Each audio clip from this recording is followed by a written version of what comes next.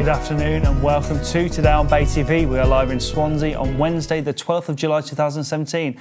I'm Henry Darby-Cook and this is Gaynor Morgan. And today, it's our birthday. We're one today. I love a birthday party. But before all that, and before we chat with Myles Langstone, the Conservative Councillor for Oystermouth, let's have some music from Wolfey.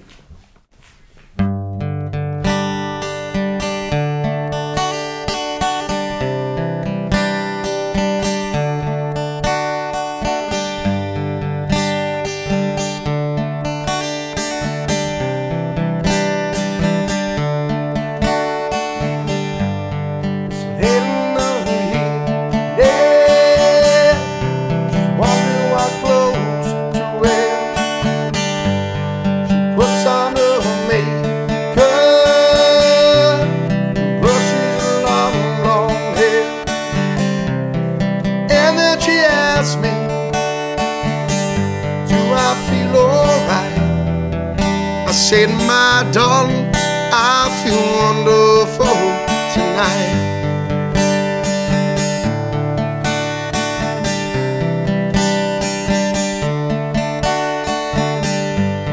We go to a party and everyone tends to see this beautiful lady was walking around. She asked me, do I feel alright? I said, my darling, I feel wonderful tonight. And I feel wonderful because I see the love light in your eyes. And the wonder of it all is that you just don't realize how much I love you.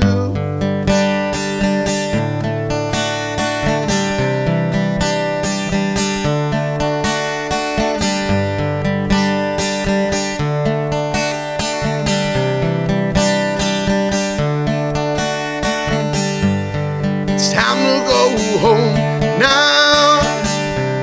I got aching head. Handle the car keys.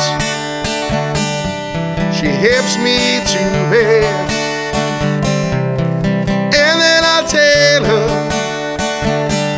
how to turn out the lights.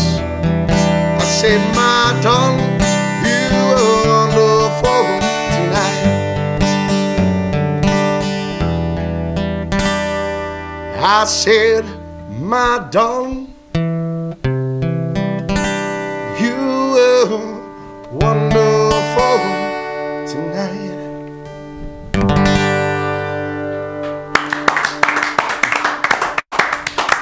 Oh, that's a lovely way to start the show.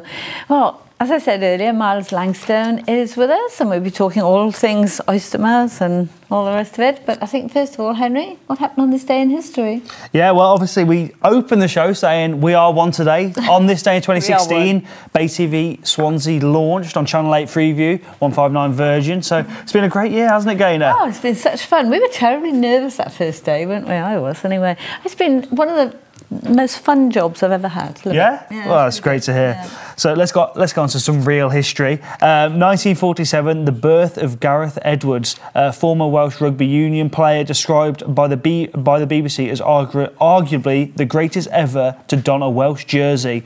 And obviously, we've got to talk about that try. Should we have a little look at it? Almost on the halfway line. Kirkpatrick to Williams. This is great stuff. Phil Bennett covering. Chased by Alistair Scone. Brilliant! Oh, that's brilliant! John Williams, Brian Williams, pulling. John Dawes. Great dummy. David, Tom David, the halfway line. Brilliant by Quinnell. This is Gareth Edwards. A dramatic start. What a score!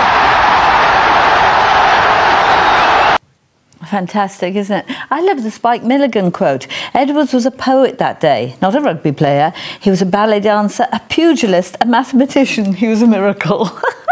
It's not really overplaying it, is it? No. Myles, obviously. I was going to say, I mean, obviously one of the greats of Welsh rugby, and when you look at that, I mean, it's quite incredible to watch. It's fantastic try. And born not too far from here in GCG. So obviously that was for the Barbarians against the All Blacks. You must have crossed paths with them at some point, yeah, he lives in Porthcawl. He just lives opposite the farm where I was born. Okay. So he knows the good places. Have you not got any? I thought you'd have stories to tell. No, not really. No. I've met him a few times, but no, great guy. Proud to be Welsh. Yeah. Well, it's somewhat lost on me, obviously being English, but it can't be. Moving on, 1962, Ray Charles was at #1 in the UK with "I Can't Stop Loving You," and I think we've got a clip to remember the song by. Since we've been apart, I can't stop loving. I don't care who knows it. I've already made up my mind, babe. Yes, I have. To live in memory. Again, another legend, isn't he? Love his music. What about you, Myles? Slightly before my time, I think. Slightly. But yeah, obviously, fantastic musician. Still an all-time classic, isn't he? No doubt. Yeah. We've got some huge music ones actually today. Also in 1962 on this day, the Rolling Stones made their live debut at the Marquee Jazz Club in London. Obviously, that's just a huge thing. I guess that was all a dream then for them, the Rolling Stones, before they became what we now know as... Yeah, it's hard to imagine, isn't it, how they must have felt then in the light of what they became. But, Michael Jackson arrived in the UK for the first time on his first ever solo appearance. This was in 1988. He performed a total of 8 nights to nearly 794,000 people. Which is, amazing. 1991, Take That released their debut single, Do What You Like, which was a commercial failure. It only reached 82 in the UK single chart. 82? I didn't know they had an 82. It was a low-budget video where the band basically get naked using gelatine and cake and chocolate. And at the time, I guess Take That must have thought they'd failed. I think Simon Cowell described them as okay, but get rid of the fat one, who obviously was Gary Barlow. And obviously they've only just played Swansea to a huge audience. Yeah. Moving on, 1996, Michael Jordan signs an NBA contract for 1 year for $25 million. And I think this is kind of quite poignant because at the moment, obviously, it's the transfer window in football, so everyone's talking about millions and billions. And I'm glad you didn't like me. I thought we were still talking about music. That's what I heard him saying. Michael Jordan was a basketball player for the Chicago Bulls. But even then, in 1996, just for a 1 year contract, he got paid $25 million. I don't agree with these huge fees. Look at the figures now. They're absolutely wild. You think Swansea City just put £50 million on Gylfi Sigurdsson. Huge money. Absolutely mad. You'd be very lucky not to have your head turned, wouldn't you, with that? Well, that's the transfer fee to the clubs. Yes, obviously. I know that, but the sort of money that the players pick up and everything, it's just extraordinary, isn't it? Although we had Liam Britton here the other day, didn't we? And he was so down to earth. He was lovely. Swansea legend. But so down to earth with it. Yeah. Let me just quickly flip over the sheet. 2015, the 129th Wimbledon men's tennis final. We're talking about Wimbledon a lot at the moment, obviously. Novak Djokovic beat Roger Federer 7-6, 6-7, 6-4, 6-3. That was just an epic 5-game. It was huge. That was. Yeah, I'm a big tennis fan. I love watching Wimbledon. Are you watching? Yeah, no, I do get into Wimbledden. I don't watch it year round, but Wimbledon. Have you ever been to Wimbledon? No, well, I was there a few weeks ago, but not for the tennis. Obviously, I'd love to watch Wimbledon. I think the story of the day yesterday was this guy trying to get into his poncho, the wet weather poncho. Oh yeah, I did see that. He got stuck in it. Yeah. Poor He's all over the place. Well, I'm sure we're going to talk about it in the papers, but obviously with Conter getting through to the semis now, and obviously Murray's hopefully going to get through to the semis, it's looking like a great year for Brits. Another one. We've got some big birthdays today. We've got Christine McVie, the English rock vocalist for Fleetwood Mac. She was born in 1943. We've also got Gareth Gates. Obviously, he was due to be on the show recently. 1984. James Rodriguez was born in 1991. He's 25 today. He's just moved to Bayern Munich from Real Madrid. So, yeah, a huge amount of birthdays. And obviously, the biggest one of them all is BayTV Swansea's. That's what we were going to blow a candle out. Leave that for the end of the programme. Yeah, I think so, yeah. Everything big seems to be happening on this day. It does, yeah. The biggest being BayTV's birthday. Well, thank you for joining us. Next, we're going to be keeping Myles with us on the sofa, and we're going to be having a look at today's front pages in the papers. See you then. Look forward to it.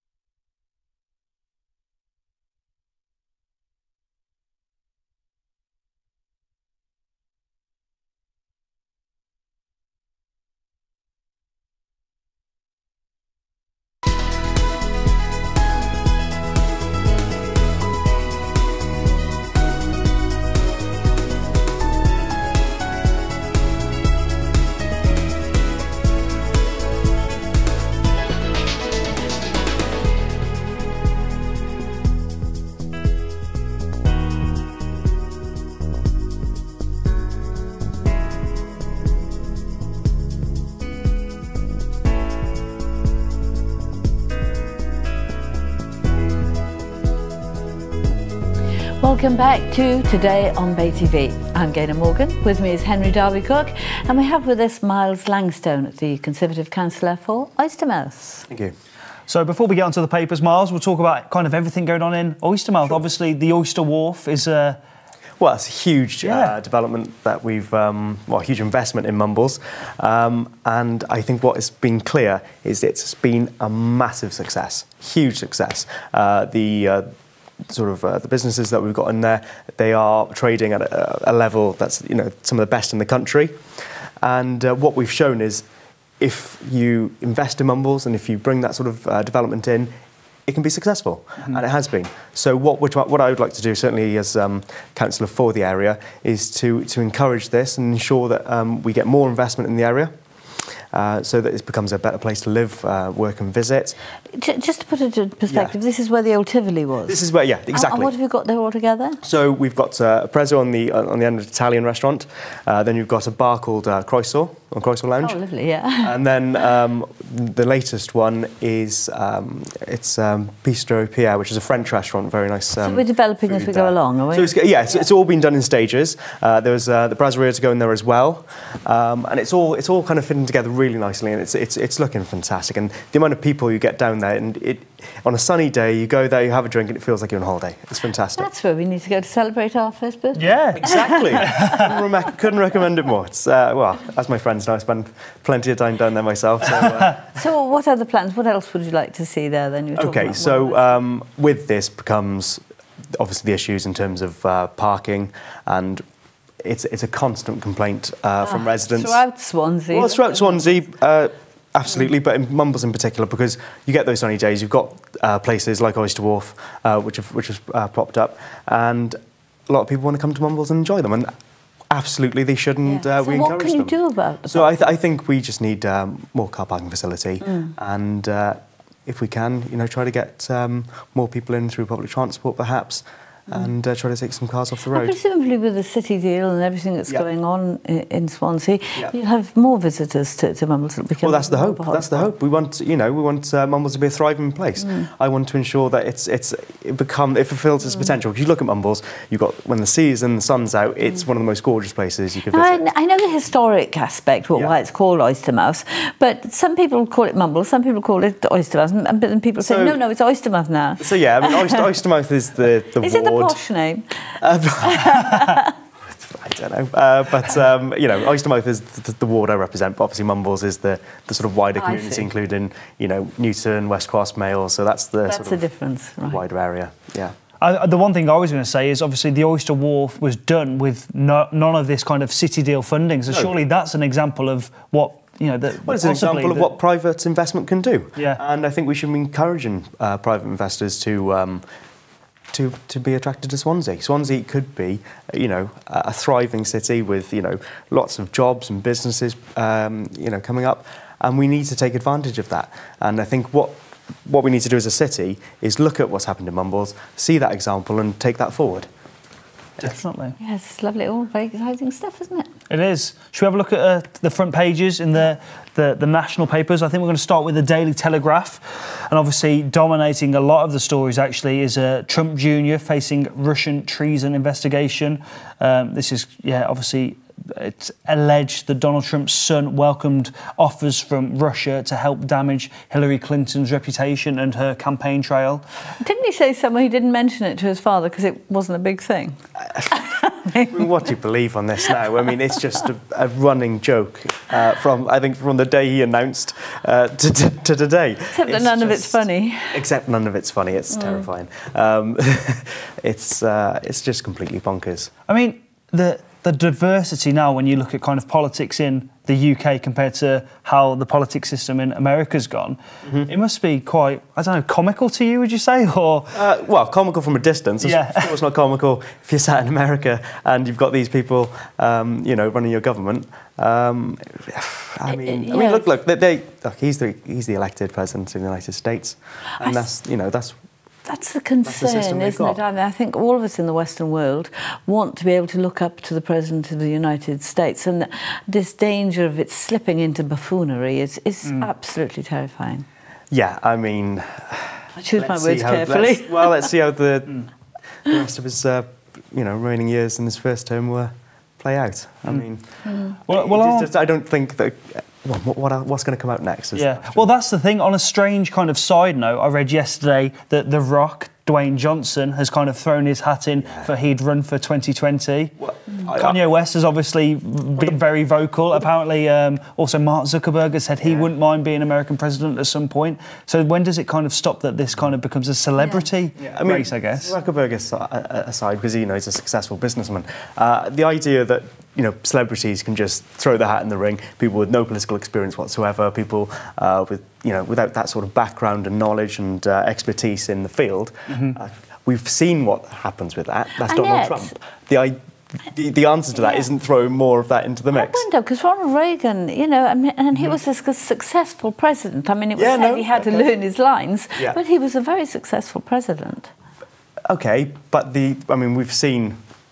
That may be one example. I'm not saying anyone who's done anything in show business or anything can't do anything in politics. That would be ridiculous. What I'm saying is just this trend that, because they're popular, let me have a go, you can just throw the hat in the ring without the experience and the know-how. It's not the right way to go. But you do have an element of compromise, because it's also argued, isn't it, that some of our politicians live in a bubble and that they don't really experience the outside world. So yeah, but I mean, that's a fair point.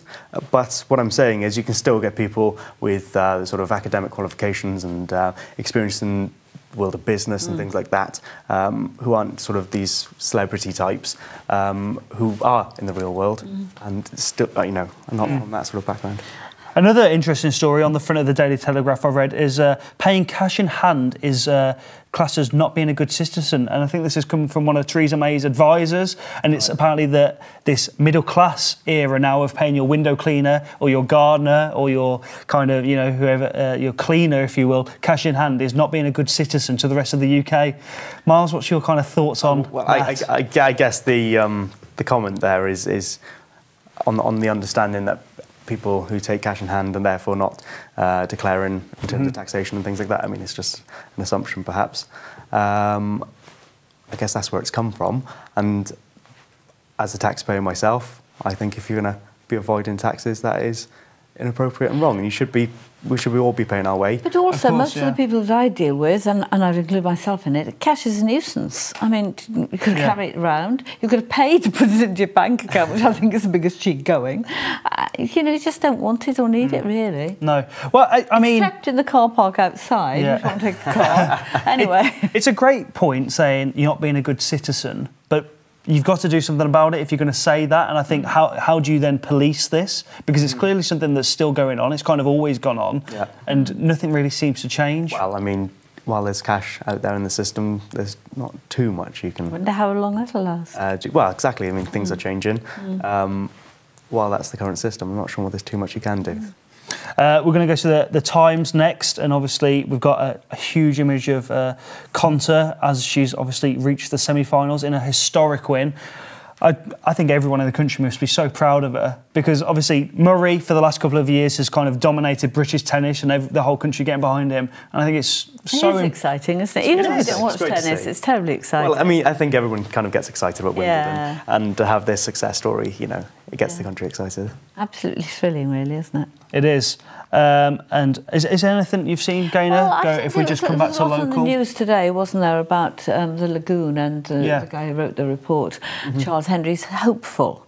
And I think we heard our Swansea East MP, Carolyn Harris, she gave a robust support of it on the news this morning. What do you think?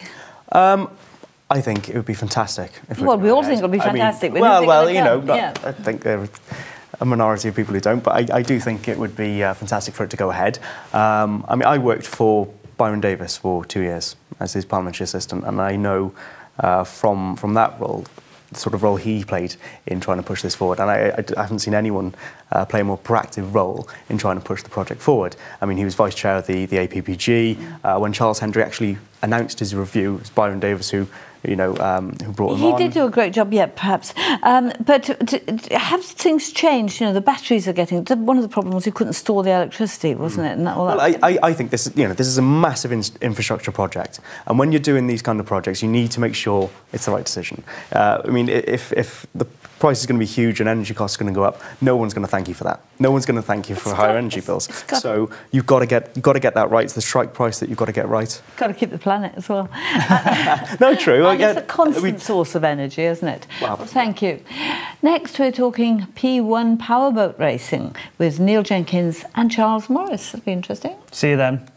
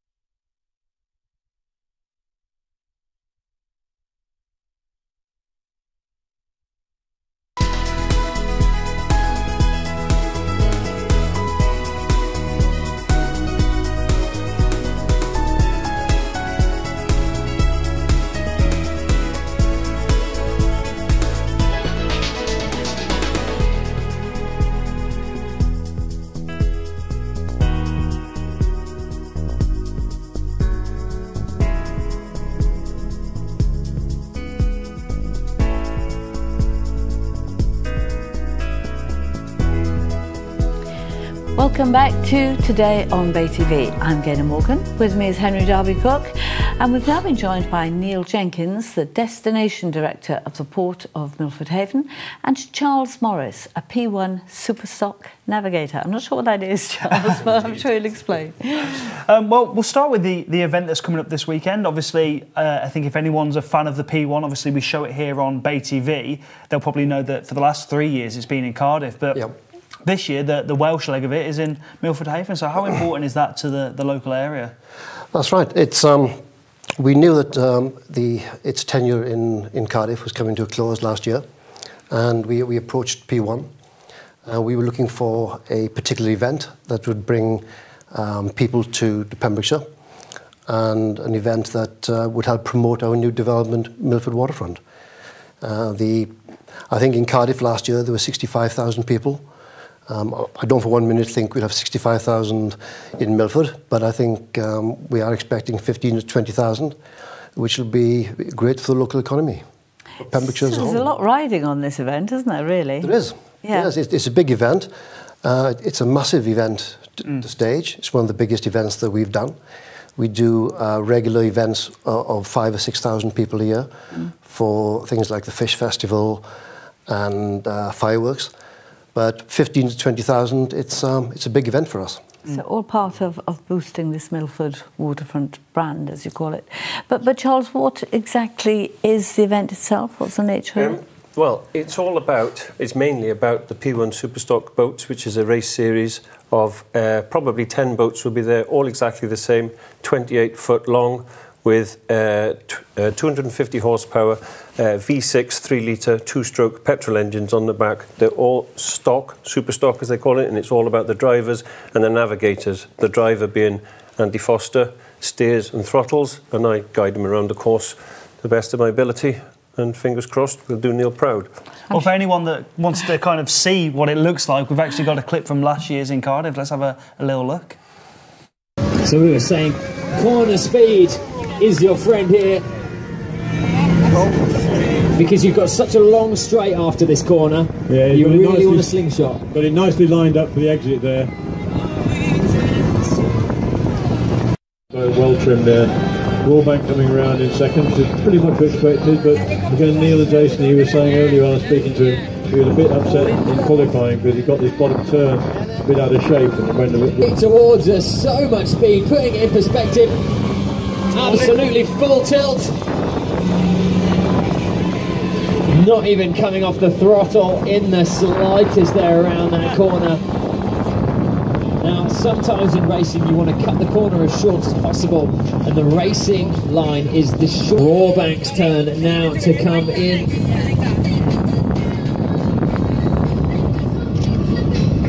Driven by Stuart Curitan and his wife Sarah in the navigator seat. Stuart, very experienced racer. This is very impressive. Now, you came third, didn't you, Charles, in Greenock, was it? Yes, we've. This is our first full series. We've been to Denmark and we've been to Scotland. We've managed to hold our own so far, and we're aiming to shake everyone around again down in Milford. And fingers crossed, touch wood. Yeah, we should do all right, I hope. So is this a sort of international standing? Obviously, it is international. There's a tandem race series in the United States of America run by the same people. And like I say, it's been to Denmark. It goes all the way around. And the top teams from both the United States and the UK now, I believe, will end up, there's a race in Mumbai Harbour early next year, which is obviously quite exciting. And it's a sort of a hardcore sort of set of people who follow you around? Yeah, there is a lot of people that follow it. It's obviously mainly local people come down to enjoy the event, which is not just boats. There's jet ski racing and there's all sorts of other things, freestyle jet skis. It is a fantastic atmosphere down there. It's a good event. I've got a B&B down there, so I'll be down on Sunday afternoon. Make sure you're doing it properly. Well, you can come and have a ride in the boat. Now, Neil, that was such a fantastic setting in Cardiff Bay, but I think you've got no worries about Milford Haven or Milford Waterfront, have you? Because that is also a spectacular setting. Well, when P1 first came down, they sent their scouts down to have a look at the venue. And the response that went back to management was it's the dream venue because our boats are in the marina itself, right in the middle of all the action. We are right on the haven, so you're right up to the action, and most importantly, we can race all 10 boats at the same time. In Cardiff for the last 3 years, because it was in the bay, you could only race 4 boats at a time. But we can race all of them at the same time, and it's going to be spectacular. I should have looked at the quote before we started, but I think, didn't Nelson say it was the finest natural harbour in the world? Yes, I think so. Along those Something lines. like that. So, what are you doing actually at Milford Haven to raise the profile and to make it a more important venue? Well, we've got a marina with about 50 tenants around the marina. We've got cafes, bars, restaurants, and we're now looking at transforming that into a major destination. We're looking at building hotels, more restaurants. We're looking at building a restaurant in the marina itself on stilts. We're looking at floating hotel accommodation in the marina. Wow. What does that consist of, a floating hotel? It's four floating hotel suites. They're 4-star hotel suites, each one on its individual pontoon. Wow. So it's something that's quite unique, and hopefully it'll be quite an attraction. But of course the port was developed for industry, and I think now we had oil and all the rest of it, but now does a vast proportion of our gas come in through Milford Haven? 20% of the power comes in through Milford Haven, between the gas and the oil. As well as the fishing as well. The fishing industry is quite big as well. Still quite important, is it? Yes, very much so. But you're also trying to attract more cruise ships, because cruise ships still come into Pembrokeshire, don't they? Yes, we currently have either 4 or 5 cruise ships coming in every year. Every year. Would you like more? Yes, possibly, Yes. if we get the right ships at the right time. So where do they come from? Are they coming? Germany or Scandinavia, mainly. Some come into Milford Haven and some come into Pembroke Dock. So you're going to have lots more business there, lots more activity, you think? We are. We're intending building a large indoor leisure facility. Approximately 4 million people come to Pembrokeshire every year. We'd like to increase the amount of people that come to Milford. It does rain sometimes. I was taking some tourists around Swansea yesterday. It was, as much as I said it's showering blessings, you can't get away from a Which is one of the reasons why we're creating an indoor leisure facility. So where will that be? When? Where? That'll be adjacent to the marina. And when does that... Well, that's probably 2 or 3 years away. So where does all this money come from? The initial developments will be done by our own funding. Where possible, if there are any government grants available for ports, then we apply for that. And when it comes to the larger developments, we may or may not bring in joint venture partners. Now, traditionally, it's been a critical gateway, hasn't it, for the UK economy? But, of course, Pembrokeshire is lovely, but it's very far away from it. There are costs then bringing things, whatever you're bringing in, from Milford Haven across the country, aren't there? It's quite remote. The gas and oil goes by pipeline, so there's no extra road traffic for that. The A477 has been improved. The A40 is being improved, and there's talk about putting in dual carriageways. But there's still the cost of transporting, isn't it, to where the chimney pots are? Yes, I think you'll always have that cost. You're confident you can overcome that? Yes, we are. Well, let's talk about this weekend. Let's talk about let's talk about advice for people that might be coming to watch it. What's the best route? When should they leave? Where to watch it from? Right, we are putting on a lot of park and ride. We'll have substantial park and ride car parks. If people can come by train, we would recommend people come by train because parking is going to be an issue, especially if 20,000 people descend on Milford Haven. And the train ride down there is absolutely wonderful. The scenery unfolding as you... Yes, and it's the end of the line, so if you fall asleep, you'll end up in Milford Haven.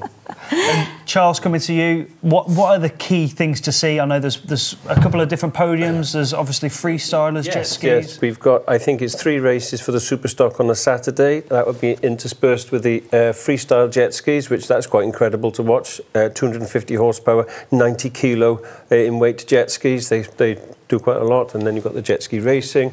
It'll be full on from start to finish, from about midday, I would guess, on a Saturday, right through till tea time on a Sunday. And just very briefly, how do people get tickets, or what you need to go there? There is a ticket-only area, which is only £10, and that gets you to the big screen and lots of little stalls and everything like that. That is in the main part of the best viewing area. But you can still get there and have a wander around freely without having to feel the atmosphere and feel the atmosphere. It will be a brilliant atmosphere. Spectacular. People can book through our website. Okay. milfordwaterfront.co.uk. Okay, we'll remember that. And for anyone that can't make it down, it'll be on Sky and then on BayTV in the coming weeks. And I'll be reporting back. Thank you. Thank you both. Thank you very much. Next, we're talking to Wolfey and having more great music for him. So we look forward to that. We'll see you after the break. Stay with us on BayTV.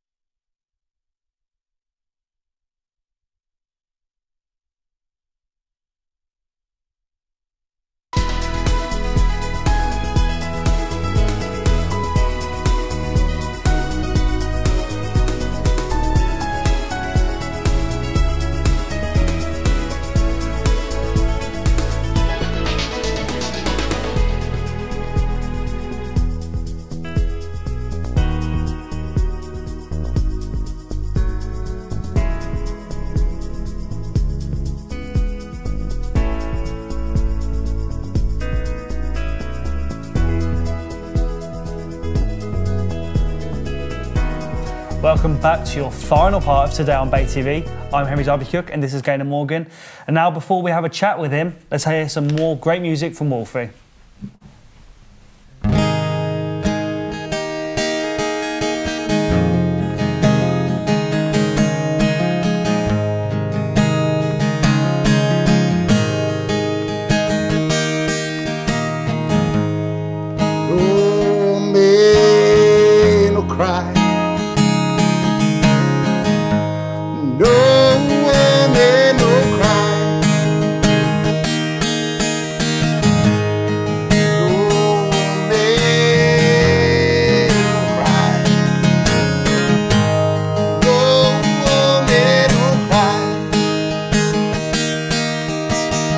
Said I remember when we used to say, in the government you're entrenched now. Wobble wobble shaving hypocrites, come with the good people with me. Some we have, some we lost. I know where, in this bright future, you have get your past. So try our tears, I'd say. No man, no cry. No man, no cry. No man, no cry. No man, no cry. Steer it up, little darling, steer it up. Come on now, steer it up, little darling, steer it up.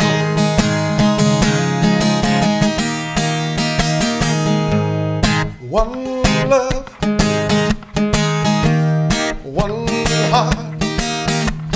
Let's get together and feel alright. One love, one heart.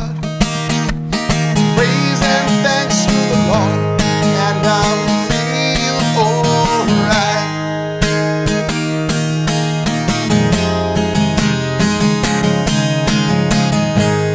No man, no cry.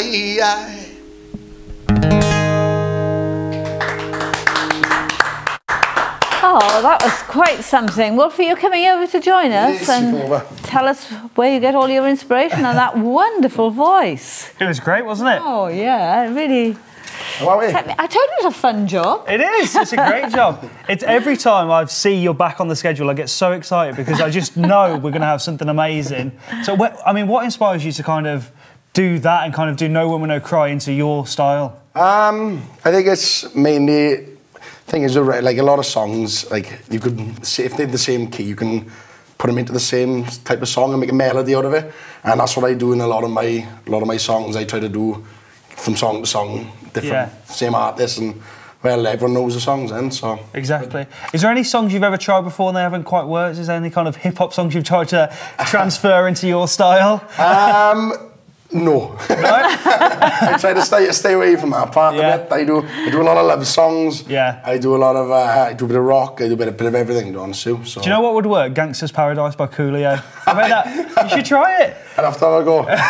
I'm lost there. You've got such a big voice. Does that come with a big chest? Yes, it's a bit of more power, I mean, and yeah, I just got a rough voice normally all the time, so I guess. So do you also write your own music and stuff? I do indeed, yes. I do write my own music, but I haven't put it out there yet. I do all the pubs and clubs and everywhere, but one day I'm going to introduce one of my own songs. And That'd be lovely. Well, talking about the pubs and clubs, it sounds like you're the busiest man in Wales. So where have you been? Where are you going? I've been busy the last few weeks. I've been doing quite a bit. I think it was about 6 and then 7 the weekend before. And it's just here and there. I do a lot of in the uplands. Yeah. I do all the uplands. I do a lot of Brewstone, the Verve. I'm a regular Americanos down the SA1.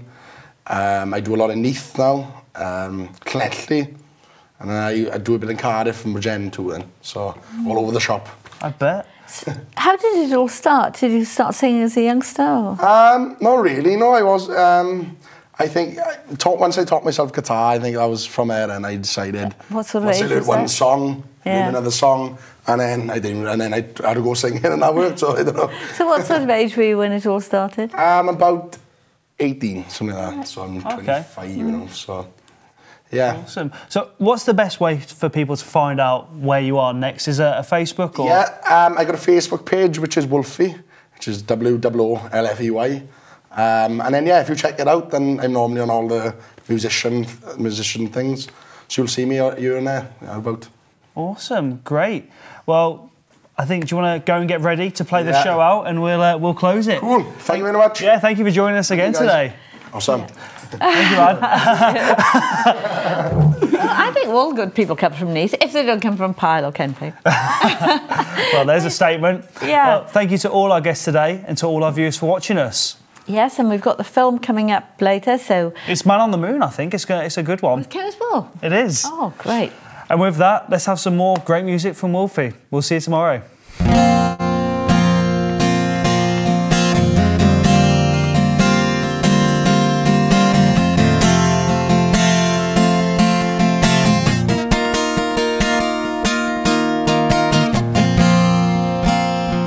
Never to cause you any sorrow, never to cause you any pain. All at one time you laughing, I only wanted to see you laughing, and that purple rain, purple rain.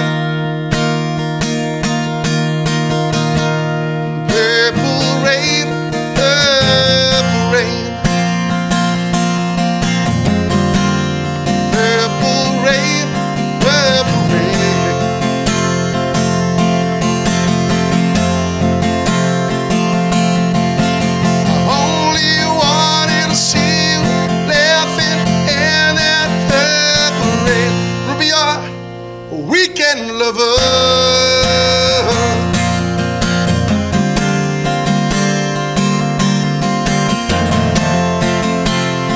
on a face kind of friend.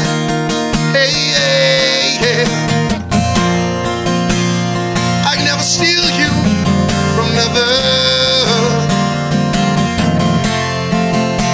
It's such a shame our friendship had to end. Purple rain, purple rain. Purple rain, purple rain. Purple rain, purple rain.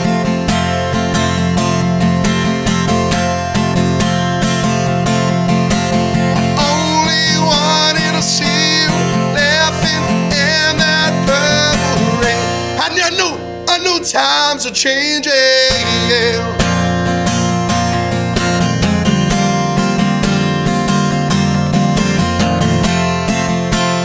Time to reach out from you too.